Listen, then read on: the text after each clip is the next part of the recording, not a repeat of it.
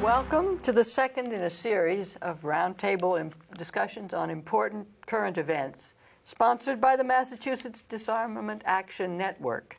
Today's discussion is on the myths of nuclear power. My name is Lucy Strook.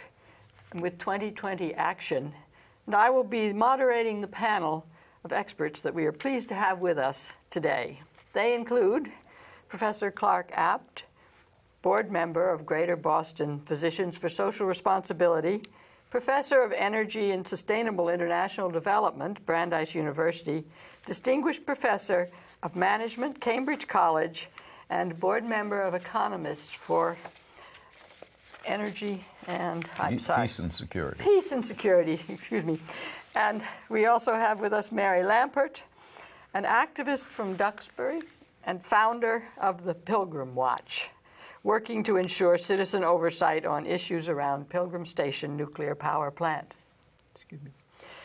And we have Alan Nogi, the Director of Policy and Strategy for Climate and Energy Programs at the Union of Concerned Scientists. He's been working on energy and economics researching it for the last 30 years or more. And now we will begin with Professor Abt, who will be discussing the costs of nuclear power, including the economics, dangers of weapons proliferation, and pollution. Dr. Abt, tell us some facts about nuclear power, which we were told years ago was too cheap to meter. Yes. Well,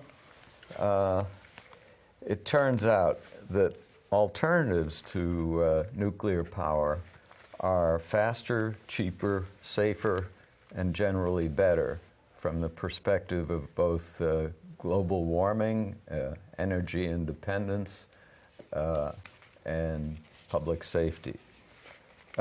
Nuclear power plants in the United States are not considered a viable investment by the investment community that finds them too high a risk for a fruitful investment, and that's why the government has to supply loan guarantees. Nuclear power plants take 10 to 12 years before they can actually produce nuclear power, so the financing costs also are much greater than the alternatives of renewables like wind, solar, geothermal, and others.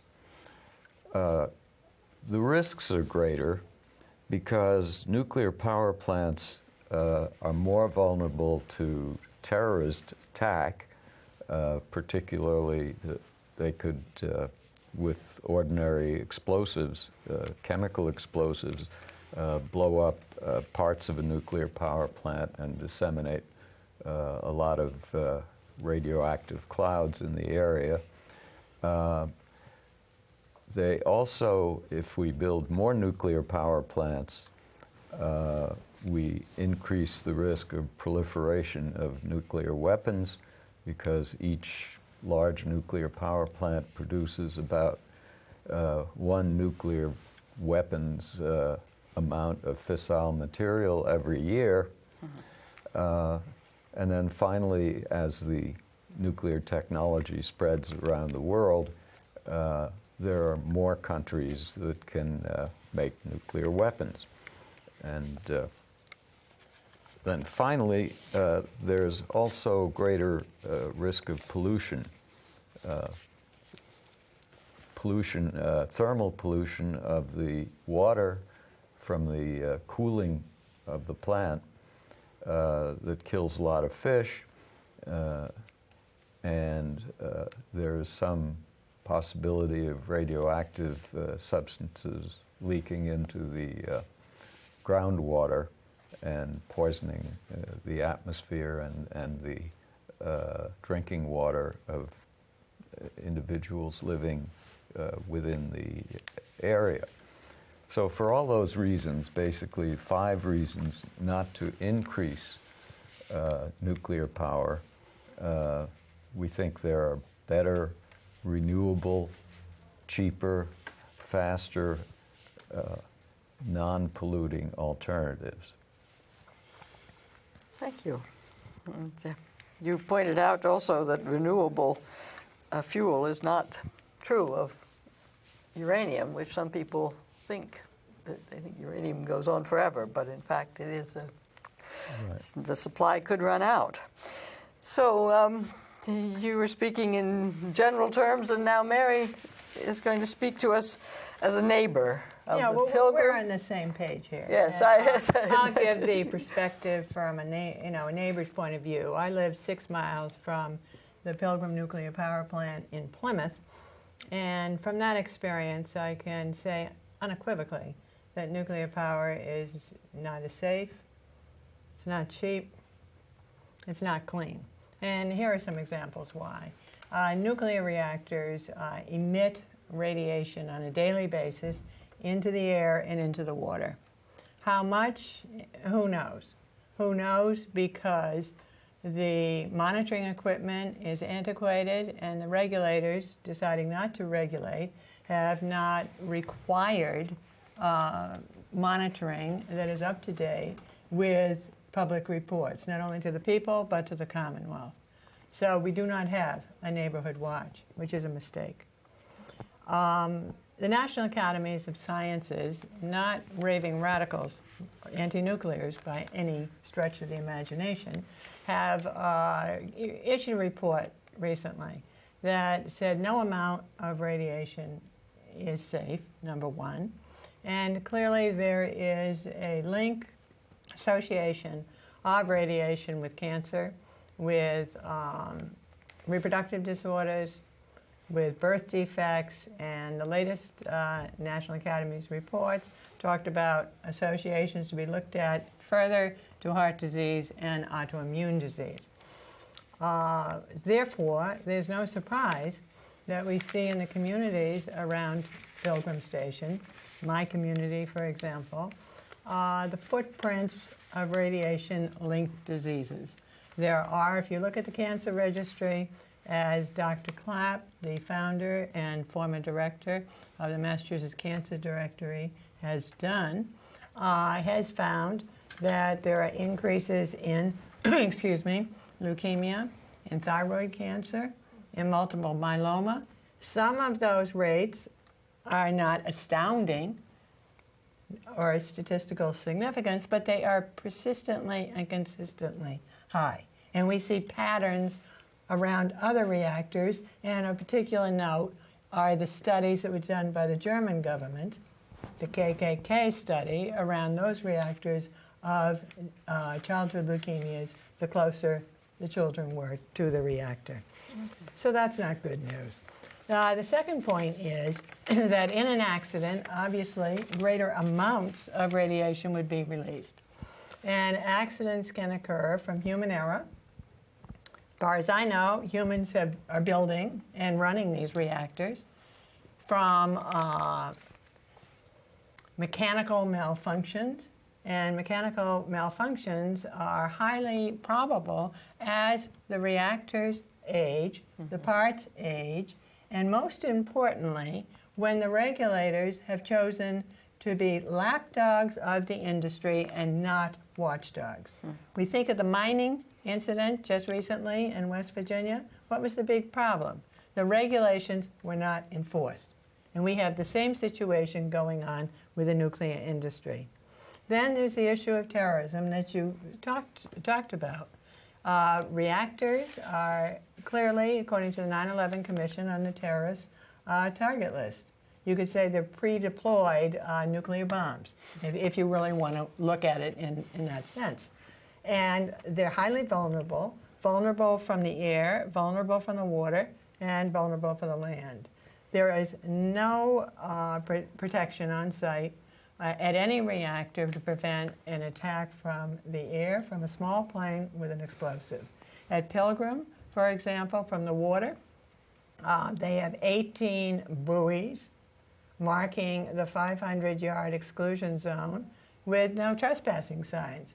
Who really thinks a group of terrorists in wetsuits are going to be approaching to attack, then they see the no trespassing. What, are they going to turn around? That's ridiculous. And also, there's the possibility of an explosive going up the intake canal. And the industry, all this time, you can reduce risk by putting, for example, a grate across the intake canal, and they've chosen not to do that because the interest is finances and public relations, not public safety. So, what would be the consequences? The Mass Attorney General did a consequence analysis in 2006 of a spent fuel pool fire at Pilgrim. The result would be, according to their expert testimony, there would be up to $488 billion of damages. Just think what that would do to our economy. And 26,000 cancer deaths from just the release of cesium-137. So, why are we doing this? We can reduce risk. And when we're talking about accidents, the question is, who's going to get out of Dodge in time? Unfortunately, the major evacuation route, one of them, for Pilgrim Station is Route 3 North. That is a parking lot under normal commuter traffic. In a nuclear accident, just imagine, nobody's going anywhere in a timely fashion. If you're on Cape Cod, you're vulnerable. However, there's no way to get off Cape Cod. The Sagamore Bridge is closed because that would bring you right into the nose of the reactor, and one lane of the Bourne Bridge would be open to outgoing traffic. So unless you're an Olympic swimmer, you're not getting anywhere, okay?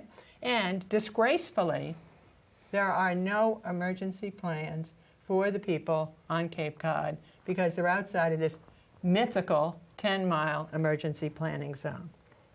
And speaking about spent fuel, the waste, they produce 30 metric tons a year, and there's no forwarding address.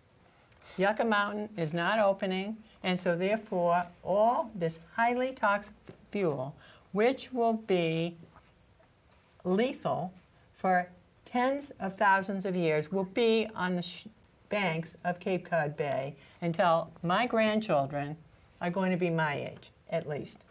And that's a serious consideration. You think about a bathtub. If it's overflowing, you turn off the faucet and then you fix the problem.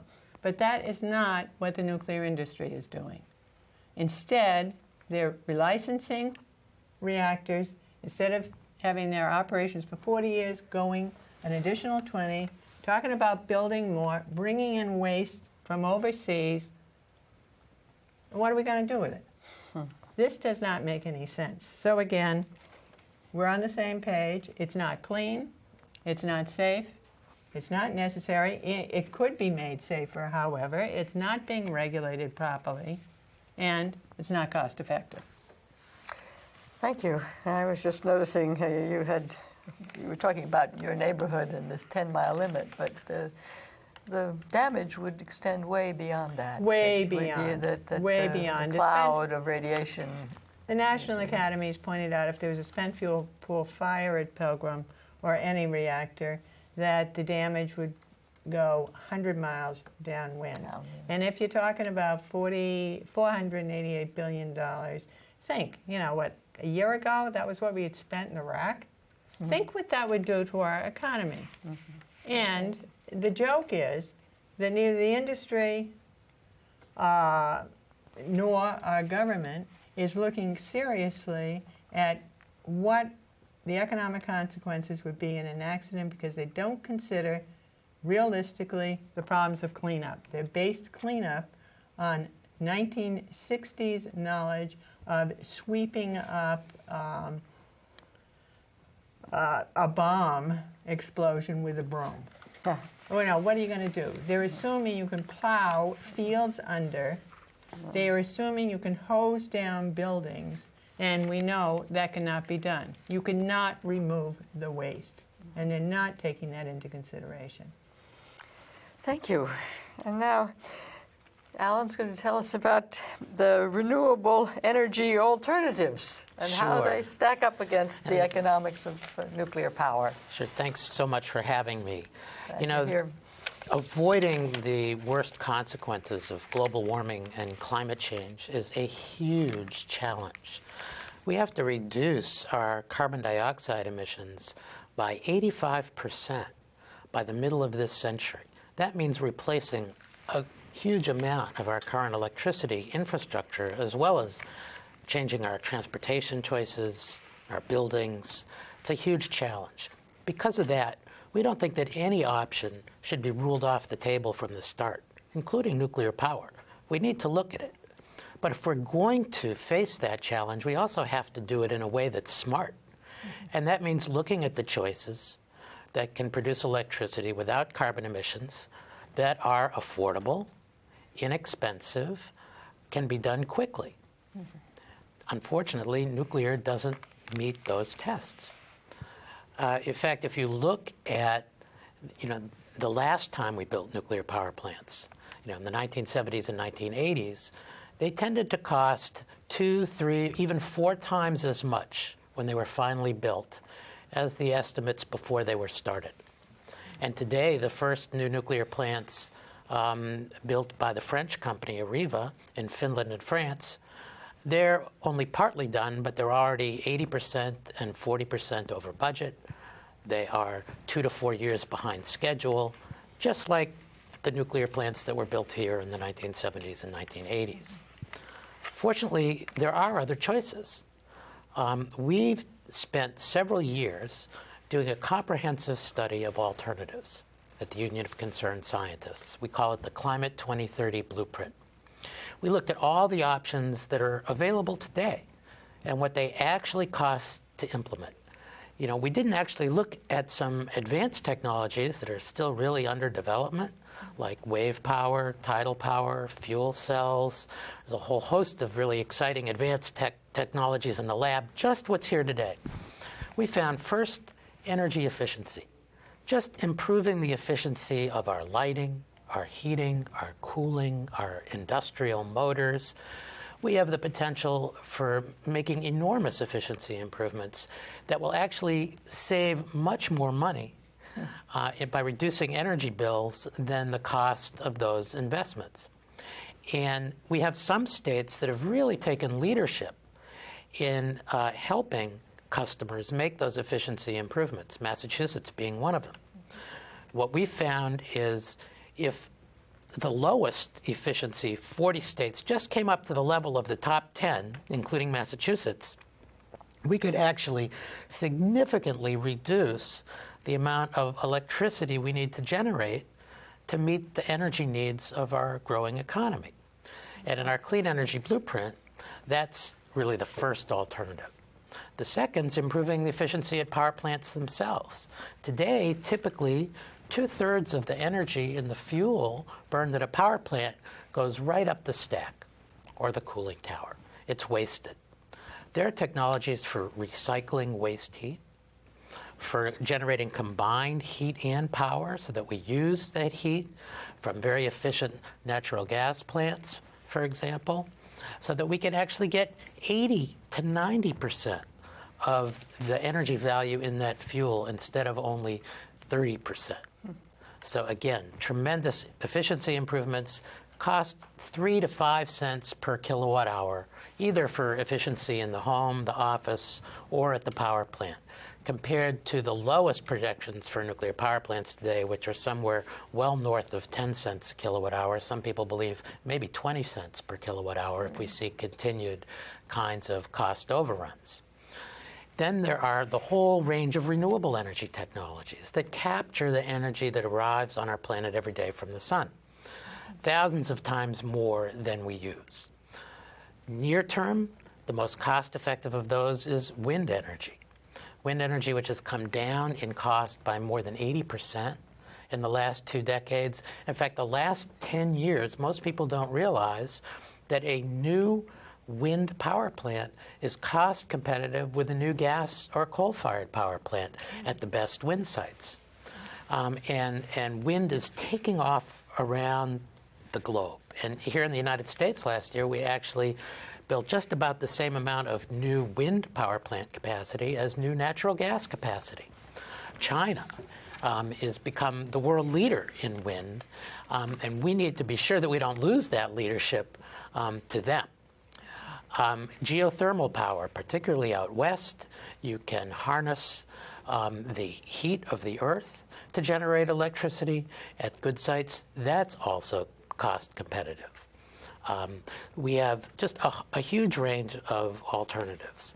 Bioenergy, using waste, wood resources or agricultural wastes produced on a sustainable basis. You can obviously overdo it.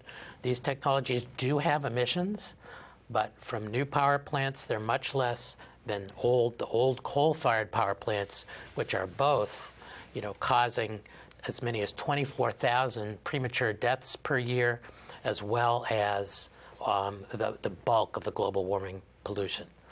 Our Clean Energy Blueprint, we put these resources together, and we find we can, in fact, reduce power plant carbon emissions by 85% just in the next 20 years without building new nuclear plants.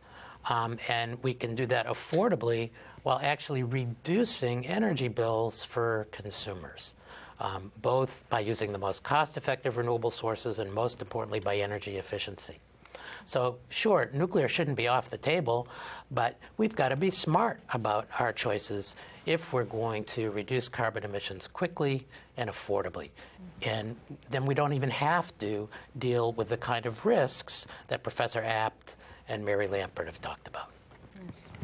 And you had mentioned in our discussions earlier that solar electricity is now coming into the cost range as well. Which sure, I'm sorry I left solar out that there. That was exciting to me. I wanted to hear about it. When I started looking at these issues over 30 years ago, solar was $100 a watt. Nuclear power was expected to be $1 a watt. Solar today, the lead manufacturer, just announced that they broke the $1 watt barrier for manufacturing the panels. It costs more money to put it inside. But meanwhile, nuclear has gone from $1 a watt up to somewhere between $6 and $10 a watt, assuming that that cost escalation has actually stopped and that we know what the price would be. It's not exactly apples to apples because the nuclear plant generates around the clock and the solar obviously doesn't. But looking at the economies of scale from manufacturing, just like computer electronics, the more you produce, the more the costs go down for a solar panel. We think new solar plants will be competitive with nuclear plants by the time you could actually build enough nuclear plants to make a difference. And well, we have covered a lot of ground, and I'm pleased to say I think we have a few minutes if people would like to raise issues with one another or with the topic. I have yes. one comment. I think what we're looking at is obviously reducing the carbon imprint. And we want to do it, I think we agree on this, that we want to do it, and significantly to say we can do it. Yeah. Now, with not damaging human health. This is not just an issue of money, but it's human health in the short and the long term.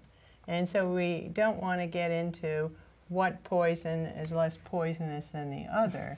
I think what we're looking at is to make choices which are available that we know will not cause harm. And I think that's important. Yes. And it's really important that there are those choices, that they're commercially available today. Utility can go out and get it done. As I said, in fact, there's half a dozen states that are now improving their energy efficiency as fast or faster than our projection in our Climate 2030 blueprint. It's happening in the field. It's happening. We're seeing an explosion in development of wind, solar, geothermal power here in the U.S. and around the world. We know these things can be done. What we don't know that can be done is to build a nuclear plant affordably. Never mind to deal with... No, we know we can't do that. Yeah, well, they certainly haven't demonstrated the opposite. And we don't. It's real cheap, and somebody else is paying for it. And we still don't know what to do with the waste, of course. After 50 years, that's still just a promise. It's not a reality. So, on the one hand, we have clean safe, affordable, proven technologies. On the other hand, a whole bunch of questions and risks. Denmark, for example, already generates 20% of its electric power by wind turbines. France gets close to 90% of its electric energy from a combination of hydroelectric and nuclear. China is outdistancing the United States in producing wind turbines, solar panels, and they're just coming up with electric cars. So there's a lot of technology advance in renewables all over the world, and I think it's very hopeful as a way of replacing nuclear energy in a safer and quicker and more cost-effective way. And you know, the engineers in the utility industry and the government used to say, if you had more than 10% wind on a grid, the grid would crash and you'd have blackouts. And as you point out today, Denmark has over 20%, parts of Spain, almost 30%. And just in the last year, the utility grid operators have done studies here in the United States showing we could go as high as 20, 25, even 30% wind electricity without adding storage, just integrating into the grid at a very modest cost.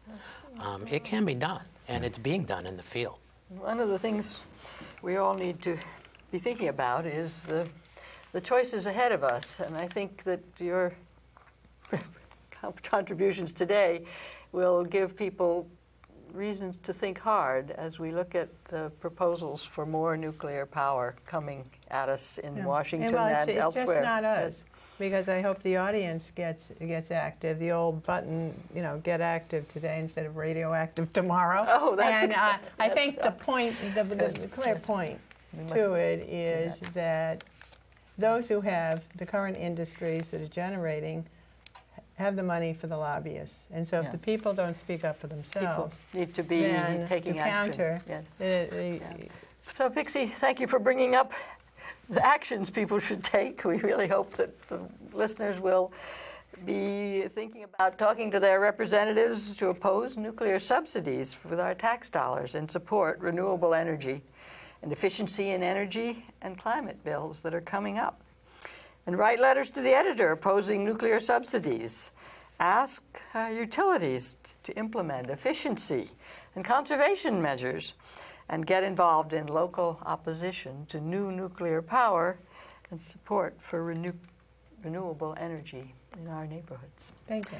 And we thank you for joining us today for the Myths of Nuclear Power. For more information on how you can help for clean energy, please visit the websites of the Physicians for Social Responsibility and Union of Concerned Scientists. Thank you for being with us today. Thank you. And thank you. Thank you. Thank you. Thank you. It was a pleasure.